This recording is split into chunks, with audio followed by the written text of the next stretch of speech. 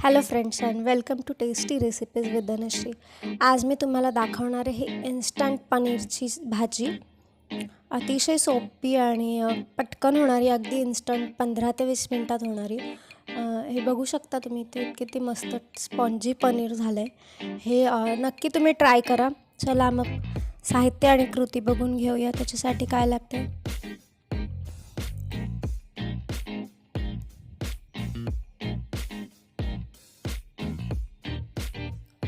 Tomato घेतलेत मी इथे 2 मोठे, कांदे 3, लसूण पाकळ्या, आलं, मिरची, पनीर घेतलं आहे आणि मी हे पनीर माखनवाला मिक्सचा मसाला घेतला आहे। तुम्ही कुठल्याही प्रकारचा पनीरचा भाजीचा मसाला वापरू शकता।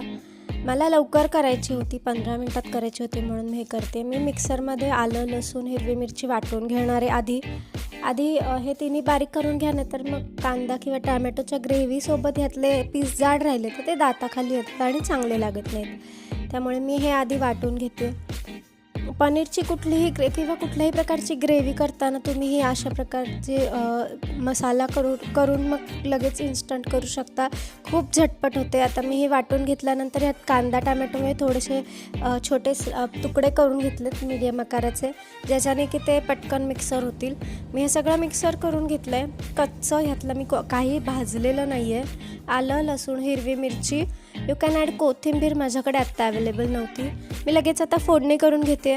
मी आधी फोडणीमध्ये टाकली आहे मोहरी थोडीशी तडतडली की जिरं, मग टाकणार आहे मी हळद, आणि त्याच्यानंतर आता आपण टाकूयात थोडासा हिंग हा प्रत्येक भाजीला टाकल्याने ना, तर त्याचा पचनाचा जो प्रकार आहे तो वाढतो, पचते भाजी आपल्याला। आता मी हे जी ग्रेव्ही करून घेतली होती, कांदा, लसूण, आलं, कोथिंबीर, हिरवी मिरची आणि टॅमॅटो, ह्या सगळ्याची मी ग्रेव्ही ही मस्त परतून घेते। खत शिजली पाहिजे, म्हणजे त्यातला जो कच्चेपणा आहे तो सगळा निघून जातो। छान अशी खदखदून शिजली पाहिजे। झाकण ठेवून छान शिजवायची।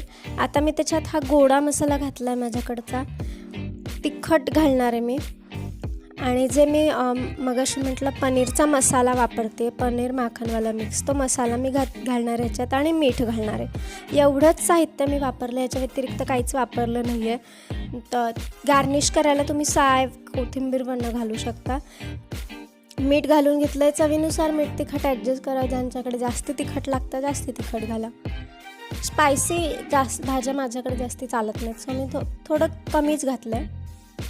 त्याच्यानंतर आता मी ह्याच्यात पनीर घालून घेते सगळं। त्याचे मी क्यूब केले होते आणि थोड्याशा गरम पाण्यामध्ये ते भिजत ठेवले होते, ज्याच्याने काय होतं, पनीर जरा कडक असतं। आपण बाहेरून आणलेलं पनीर जे आहे ते कडक असतं, ते त्याचे पीस लगेच करून ह्याच्यामध्ये शिजत नाहीत। सो गरम पाण्यामध्ये मी एक 5 मिनटं ते पनीर ठेवलं होतं तुकडे करून, आणि मग ह्याच्यात घातलं मी। हे शिजतानाच घातलं म्हणजे पनीरमध्ये तो छान मसाला सगळा उतरतो। बरेच जण मॅरिनेट करून घेतात पनीर आणि मग भाजीमध्ये घालतात। माझ्याकडे तेवढा वेळ नव्हता, म्हणून मी ही इन्स्टंट अशी 15 मिनटात होणारी भाजी तुम्हाला दाखवली आहे। तुम्ही ही ट्राय करून बघा। मी ह्याला मस्त साईनी गार्निश केलं आहे। ट्राय करून बघा आणि माझं चॅनल बघत राहा। माझ्याकडनं तुम्हाला कुठल्या वेगळ्या रेसिपीज हव्या असतील तर तुम्ही नक्की कमेंट करून सांगू शकता। हे तयार आहे माझी इन्स्टंट पनीर रेसिपी, पनीर सब्जी। खूप टेस्टी होते, पटकन होते। तुम्ही नक्की ट्राय करून बघा आणि बघत राहा माझं channel tasty recipes with Dhanashree. मस्त खा आणि स्वस्त राहा।